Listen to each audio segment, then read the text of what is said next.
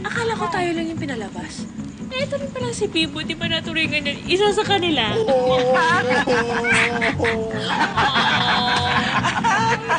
Ay! Kawawa naman. Ang aga yata natapos ng meeting ninyo sa loob. Inggit ka. Eh, mabilis kami mag-usap. Oh? Eh kasi, hindi kayo kasali. Kaya pinalabas kayo. Bahala ka. Oh! Tumatalon pa rin kayo hanggang ngayon? Small time na ang mga vampirang patalon-talon.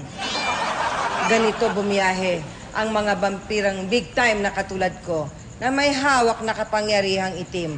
Tunay na kapangyarihang itim.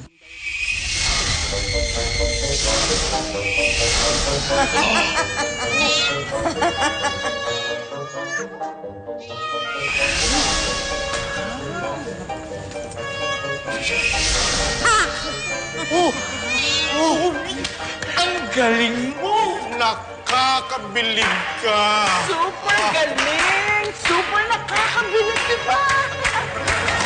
Drama! Drama! Galing!